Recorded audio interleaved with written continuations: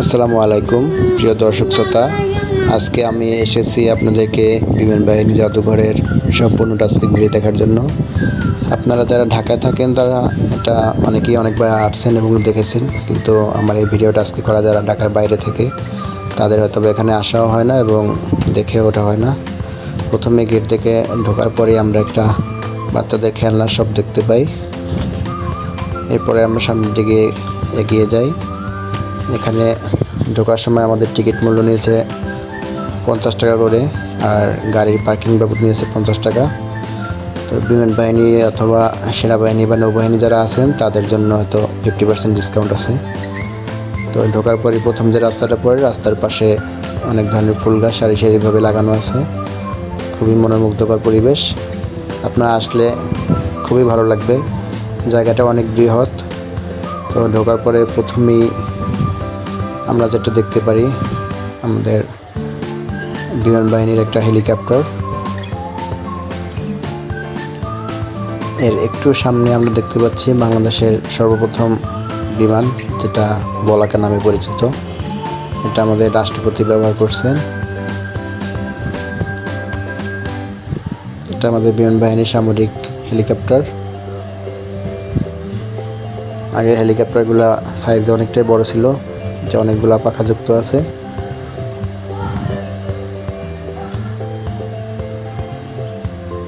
তারপর আমরা গুটি গুটি পায়ে সামনের দিকে এগিয়ে যাচ্ছি।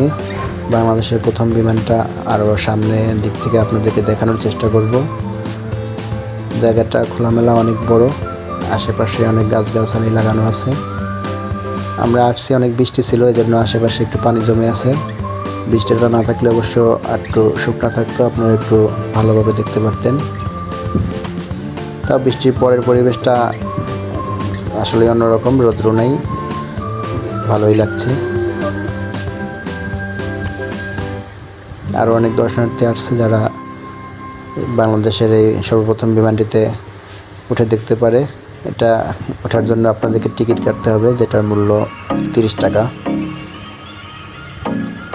তা আমি আগেও আর বেশ কয়েকবার এখানে এসেছি, এজন্য আজকে টিকিট কেটে উঠলাম না। আসলে ভিতরে দেখার মতো তেমন কিছুই নেই, বাইরে থেকে দেখার আকর্ষণটাই মূলত অনেক বেশি। তো এই বিমানটার বর্ণনা এখানে দেওয়া আছে। এটা 1973 সালে বাংলাদেশে সংযুক্ত করা হয়েছে এবং সরকারি প্রতিষ্ঠান এটাকে ব্যবহার করত। রাষ্ট্রপতি প্রধানমন্ত্রী এটায় চলাচল করত। পাখাটা আসলে সাইজে অনেক বড়। এটা একটি টর্পেডো ইঞ্জিন, যেটা 2টা পাখার মাধ্যমে এই বিমানটা চলাচল করত। তো আমরা আরো একটু সামনের দিকে এগিয়ে যাই।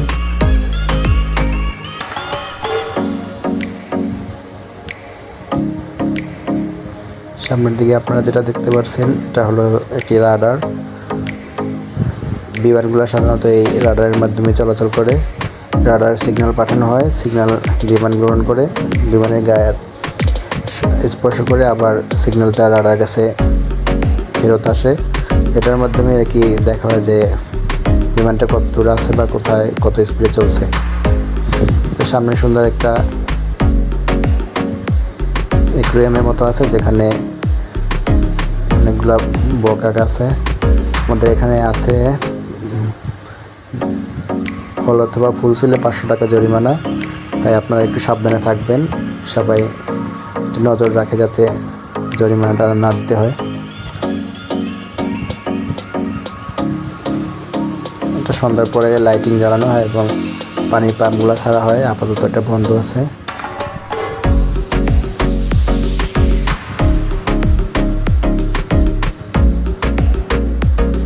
আশেপাশে বাচ্চাদের নিয়ে আসলে তারা খুব উপভোগ করতে পারবে জায়গাটা।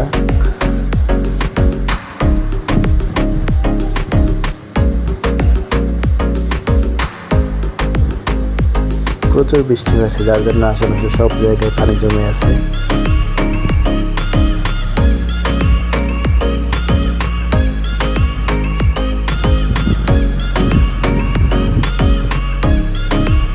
এখানে পরপর 2টা রাডার লাগানো আছে, যেটা দুই ধরনের, একটা একটু বড়, একটা একটু ছোট।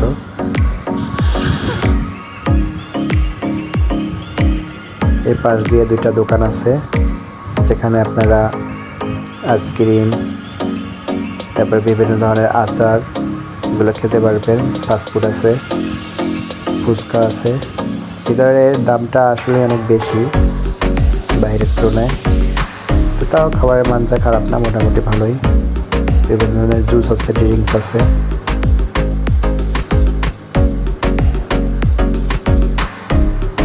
এগুলো বিভিন্ন ধরনের আচার।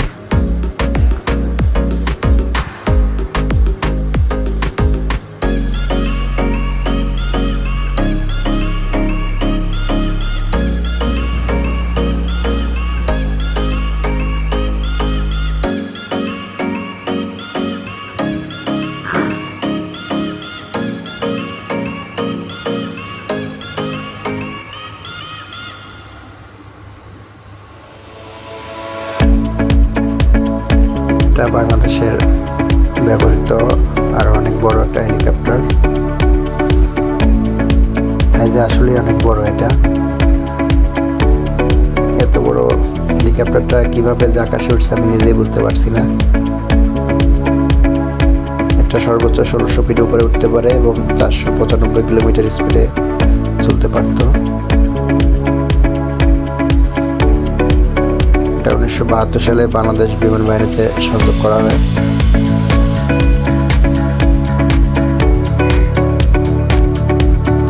এটা যদি আপনি ভিতরে ঢুকতে চান তাহলে এটার জন্য আপনাকে টিকিট কাটতে হবে, যে টিকিটের মূল্য 30 টাকা।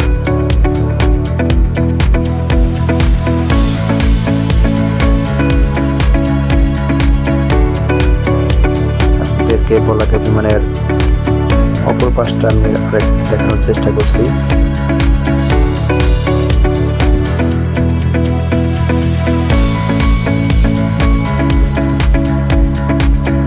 আমরা এবার অন্য পাশের দিকে যাব, যেখানে অন্যান্য বিমানগুলো সারিবদ্ধভাবে রাখা আছে।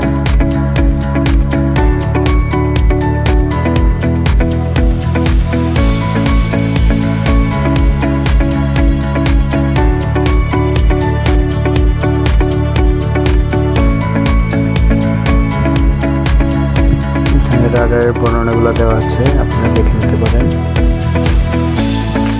এটা হলো 350 কিলোমিটার দূর থেকে এই রাডার কাজ করতে পারে।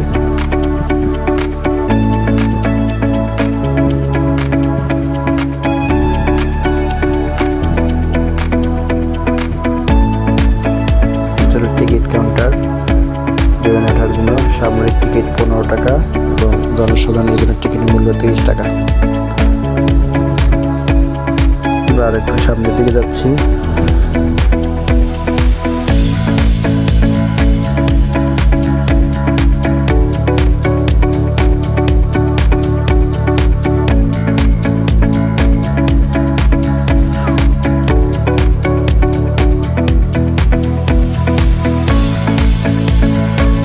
এটা আরেকটি হেলিকপ্টার, যেটা ইন্ডিয়ান হেলিকপ্টার।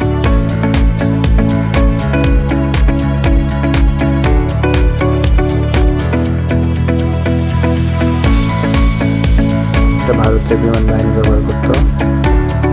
দৈর্ঘ্য 16.8 কিলোমিটার, উচ্চতা 4.4 কিলোমিটার।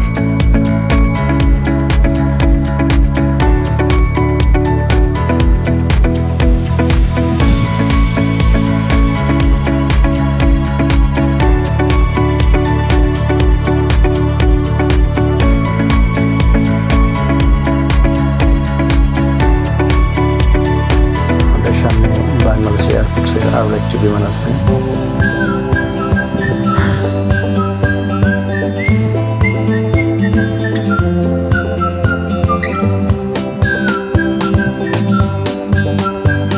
হেলিকপ্টারটা সাইজে আরো অনেক বড়। এখনকার হেলিকপ্টারগুলো সাইজে আসলে অনেক ছোট ছোট, কিন্তু এটার সাইজে এতটাই বড় যা ধারণার বাইরে। ভাবতে অবাক লাগে যে এত বড় হেলিকপ্টার কিভাবে আকাশে উঠল। এরপরে আপনাদের আরো সামনের দিকে এগিয়ে নিচ্ছি, যেখানে আমাদের কিছু প্রশিক্ষণ বিমান রাখা আছে। পাইলটরা সরাসরি তো কোনো বিমান চালাতে পারে না, তাদের প্রশিক্ষণের দরকার। এই জন্য এইসব ছোটো ছোটো বিমান দিয়ে তারা আগে প্রশিক্ষণ নিচ্ছে, এরপরে তারা বড় বিমান চালানোর দক্ষতা অর্জন করছে। এটা 1970 সালে বাংলাদেশে আনা হয়। বিমান আরোহী 2 জন এবং সর্বোচ্চ 11,000 কিলোমিটার উপরে এটা উঠতে পারে।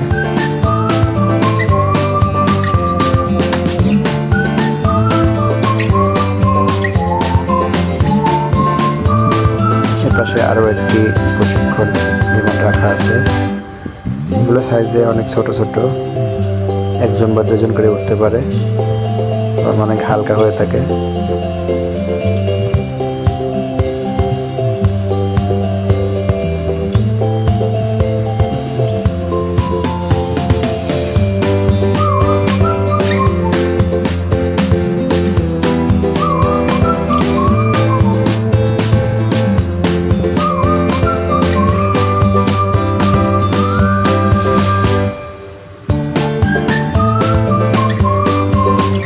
ছোট বিমানটার ঢাকনা খোলা আছে, আপনারা চাইলে এটার ভিতরে উঠতে পারেন।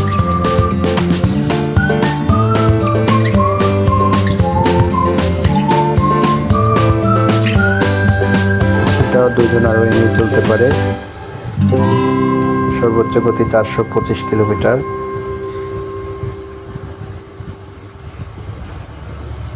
এটাও সাইজে একদমই ছোট। পাশেরটাও কাছাকাছি একই রকম দুইটা। তো আপনাদেরকে এটা আবার আমি দেখাচ্ছি একটু কাছ থেকে।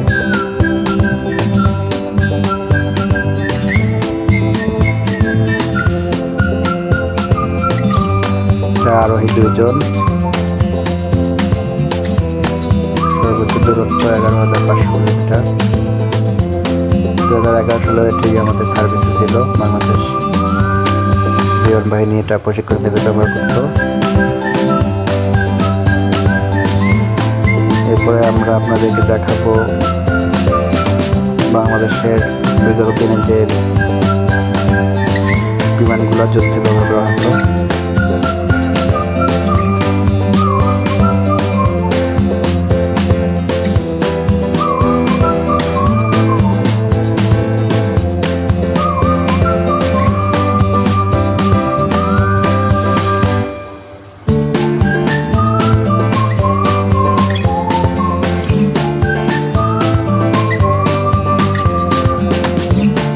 সবসময় যে বিমানগুলোকে আকাশে দাপিয়ে চলতে দেখি, সেই বিমানগুলো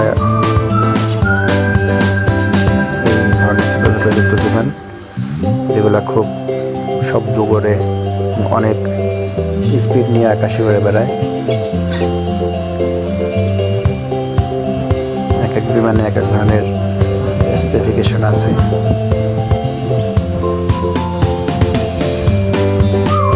খুবই দ্রুত গতি সম্পন্ন।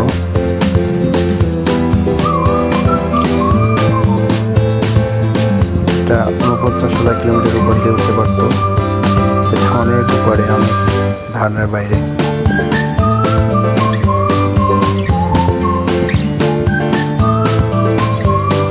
এটা একটি জ্যামার, যেটার মাধ্যমে বিভিন্ন বিমানের কম্পাস এবং যে ইনস্ট্রুমেন্ট আছে সেগুলোকে জ্যাম করে রাখা হয়, যার ফলে শত্রু বিমান সহজে আমাদেরকে অ্যাটাক করতে পারে না। এটা একটি হেলিকপ্টার, আরোহী মাত্র 3 জন। এটা রাশিয়ার তৈরি হেলিকপ্টার, 1997 সাল পর্যন্ত এটা ব্যবহার করা হয়েছে।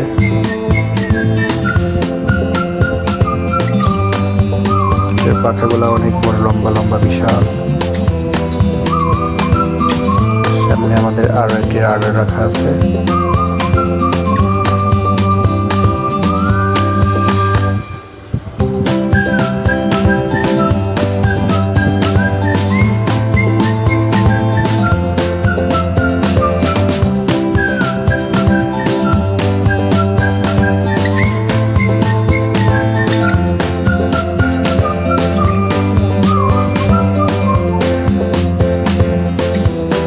বিমান বাহিনী জাদুঘরের অপর পাশে যে একটা মাঠ আছে, এটা বাংলাদেশ বিমান বাহিনী এখন বিমানগুলো উড্ডয়ন এবং অবতরণের জন্য ব্যবহার করে। প্রায় সময়ের পাশে বিমান এবং হেলিকপ্টার উঠতে দেখা যায়।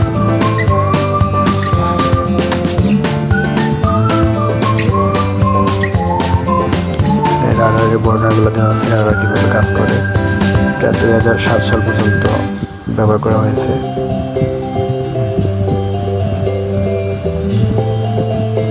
আপনাদেরকে সামনে দেখাবো যুদ্ধ বিমানে যেসব ধরনের অস্ত্র লাগানো থাকে সেগুলোকে।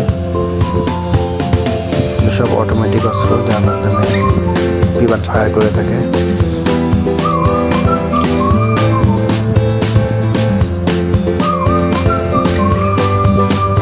এগুলো রকেট প্যাড বলা হয়। এগুলো হলো বোমা, যেগুলো উপর থেকে নিচের দিকে ফেলা হয়।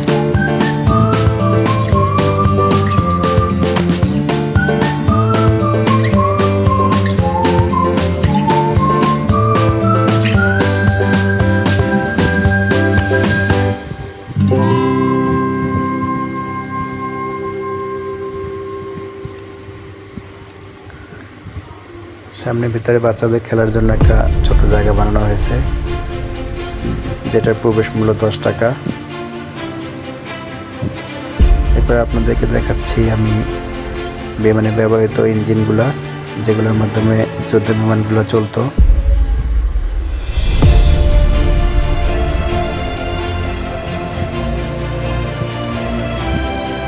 বিভিন্ন ধরনের ছোট বড় ইঞ্জিন এখানে আছে।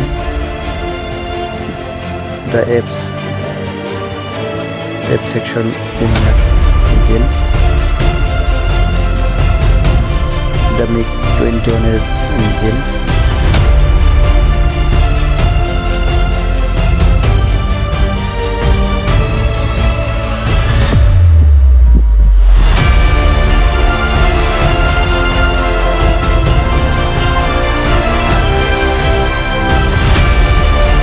নেটো যুদ্ধ বিমান, নেটোরাই বিমানটা যুদ্ধে ব্যবহার করত।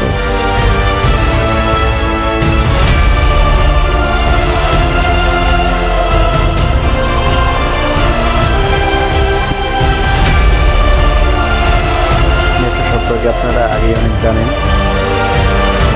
অনেক দেশের সমন্বয়ে নেটো বাহিনী গঠন করা হয়েছে, যেটা আমেরিকা পরিচালনা করে থাকে।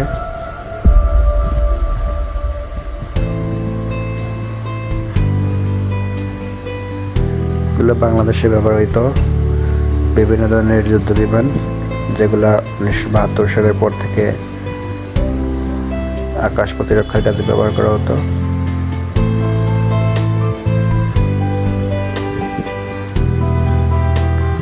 ওই সময়ের খুবই উন্নত এবং অত্যাধুনিক বিমান ছিল এগুলা, যেগুলো আমাদের বাংলার আকাশকে সবসময় সুরক্ষিত রেখেছে।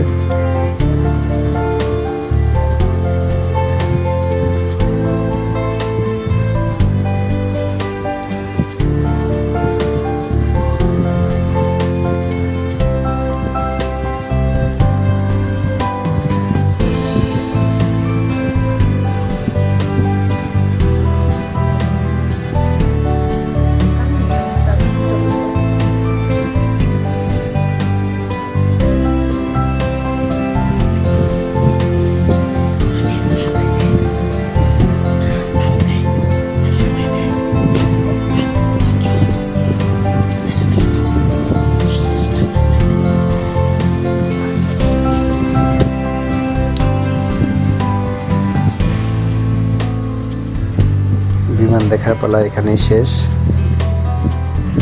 আপনাদেরকে অন্য একদিন অন্য কোনো জায়গায় আমি নিয়ে যাব। সকলকে সাথে থাকার জন্য ধন্যবাদ। লাইক, কমেন্ট এবং শেয়ার করে আমাকে সাপোর্ট করবেন। সকলকে অসংখ্য ধন্যবাদ।